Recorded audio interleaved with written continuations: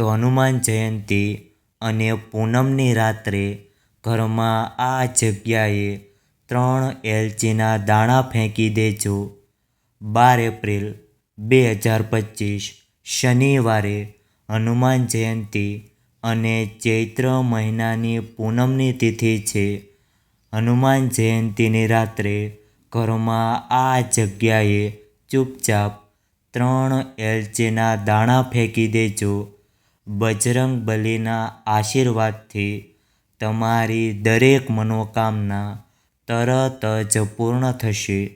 હનુમાન જયંતી અને પૂનમની રાત્રે કરવામાં આવતો સૌથી મોટો ઉપાય એટલે કે આ 3 એલચીનો ઉપાય છે, કારણ કે હનુમાન જયંતીનો દિવસ ખૂબ જ ખાસ, ખૂબ જ મહત્ત્વપૂર્ણ છે, કારણ કે મોટી પૂજા અને અનુષ્ઠાન કરવાથી જે મનોકામના પૂર્ણ નથી થતી તે આ પૂનમની રાત્રે એટલે કે હનુમાન જયંતીની રાત્રે આ એલચીનો ઉપાય કરવાથી તમારી દરેક મનોકામના પૂર્ણ થાય છે।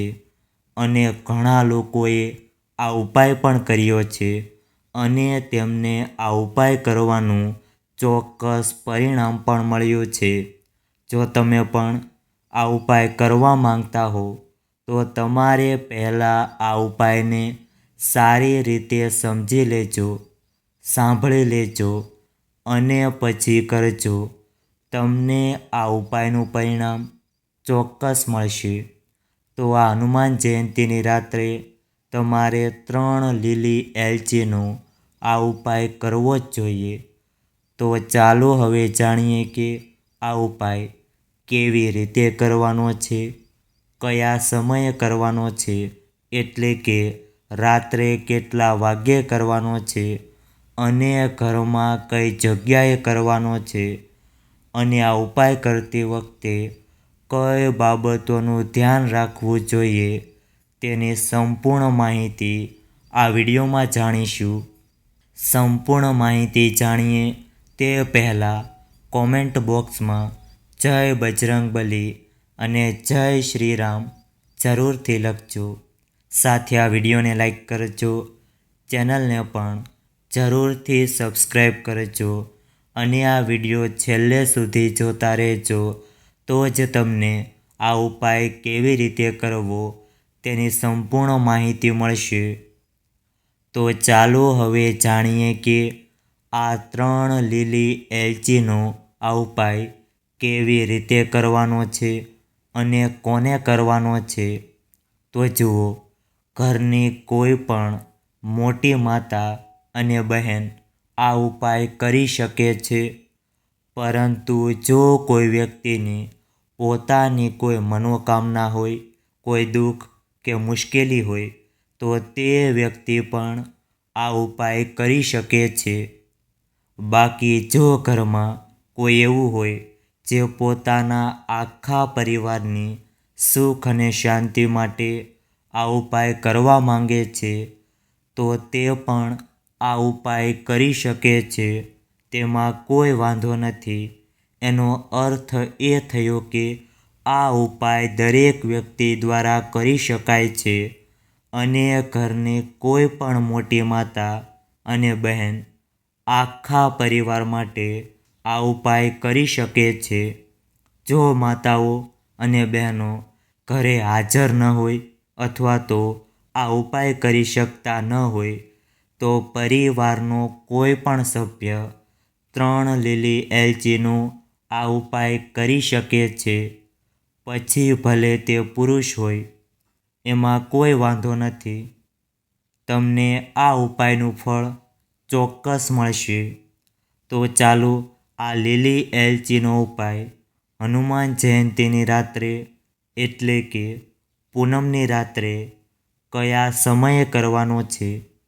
તો જુઓ, 12 એપ્રિલ 2025 શનિવારે હનુમાન જયંતીના દિવસે આ ઉપાય સાંજે 6 વાગ્યાથી લઈને રાતના 12 વાગ્યા સુધીમાં કરી શકો છો।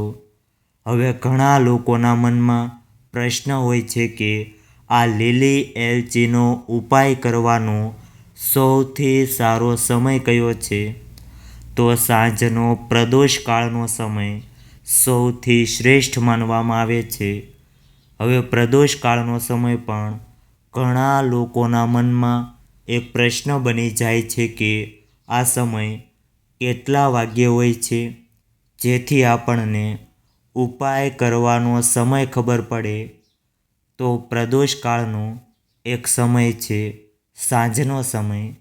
સાંજે 6 વાગ્યાથી 7 વાગ્યા સુધીનો છે. જો તમે આ દરમિયાન આ લીલી એલચીનો ઉપાય કરશો તો તમને તે ઉપાયનું પરિણામ ચોક્કસ મળશે. તો સાંજે 6 વાગ્યાથી 7 વાગ્યા સુધી તમે આ ઉપાય કરી શકો છો. તો અહીં પણ ઘણા લોકો ચોક્કસપણે આ પ્રશ્ન પૂછશે કે અમે કામ પર જઈએ છીએ, ઘરે પાછા આવવામાં મોડું થાય છે, તો તે જગ્યાએ શું કરવું જોઈએ? તો જુઓ, તે લોકોએ પણ ચિંતા કરવાની કોઈ જરૂર નથી. જો તમે લોકો પ્રદોષકાળ દરમિયાન સાંજે આ ઉપાય કરી શકતા નથી, જો તમને ઘરે આવવામાં મોડું થાય અને તમે ઘરે સાંજે 7 વાગ્યા સુધીમાં ઘરે પહોંચી શકતા નથી, તો તમે સાંજના 7 વાગ્યાથી રાતના 12 વાગ્યા સુધીમાં આ ઉપાય કરી શકો છો. કારણ કે એવું ભાગ્યે જ જોવા મળે છે કે હનુમાન જયંતી હોય અને તે જ દિવસે શનિવાર આવે અને આ દિવસે ચૈત્ર મહિનાની પૂનમ પણ છે. એટલા માટે હિન્દુ ધર્મમાં આ દિવસનું મહત્ત્વ વધુ વધી જાય છે. અને આવો દિવસ આખા વર્ષમાં માત્ર એક જ વાર આવે છે. તેથી જ્યારે પણ તમને સમય મળે ત્યારે તમારે આ ઉપાય કરવો જ જોઈએ. જ્યારે પણ હનુમાન જયંતી આવે છે ત્યારે તમારે આ લીલી એલચીનો ઉપાય કરવો જ જોઈએ. જો તમે હનુમાન જયંતીની રાત્રે શનિવારે આ 3 લીલી એલચીનો ઉપાય કરો છો તો તમારા જીવનમાં ગમે તે સમસ્યા હોય, જો તમે આ ઉપાય કરો છો તો તે એટલો ખાસ, એટલો ચમત્કારિક ઉપાય છે. જે વ્યક્તિ આ ઉપાય કરે છે તેને બજરંગબલીનો વિશેષ આશીર્વાદ મળે છે. તમારે ફક્ત આ ઉપાય શ્રદ્ધા અને સંપૂર્ણ નિષ્ઠા સાથે કરવાનો છે.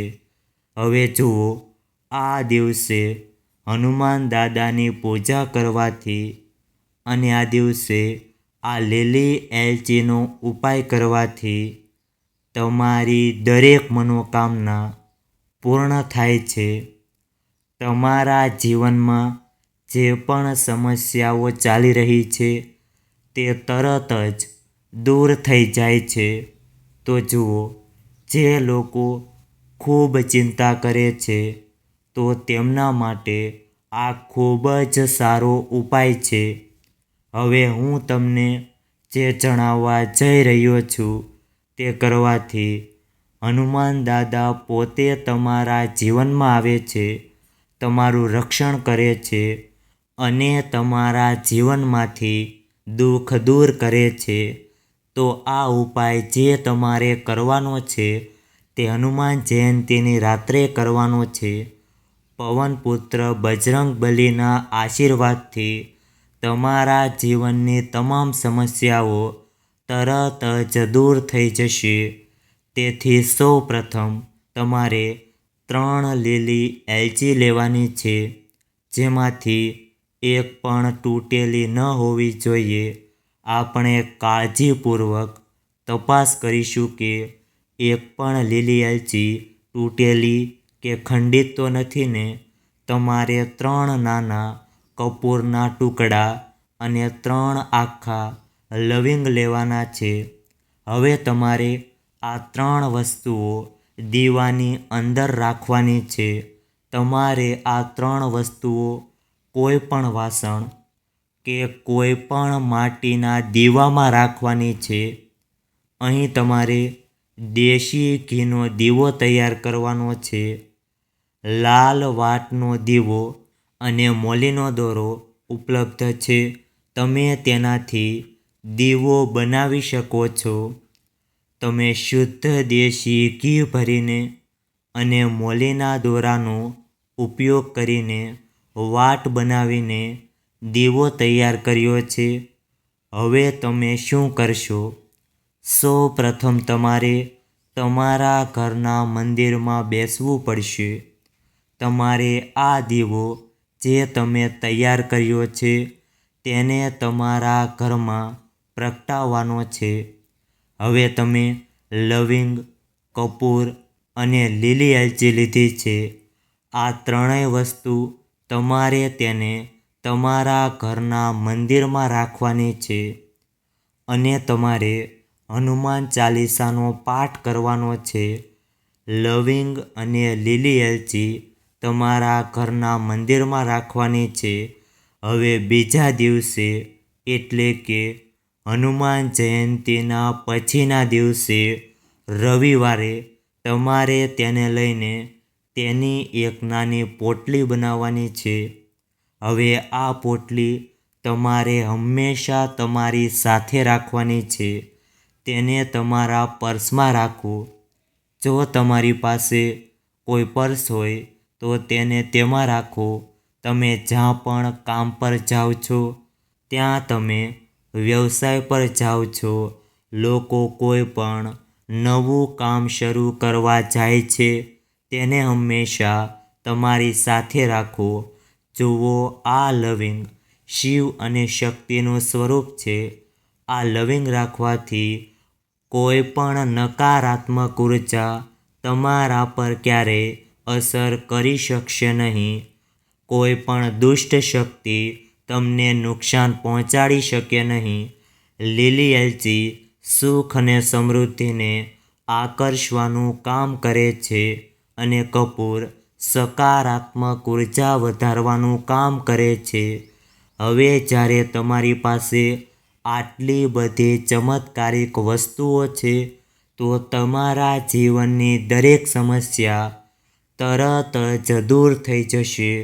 તો તમારે આ ઉપાય અપનાવવો જ જોઈએ, કારણ કે સંકટમોચન હનુમાન દાદા પોતે આવીને તમારું રક્ષણ કરશે અને તે દુઃખને તમારા જીવનમાં ક્યારેય આવવા દેશે નહીં.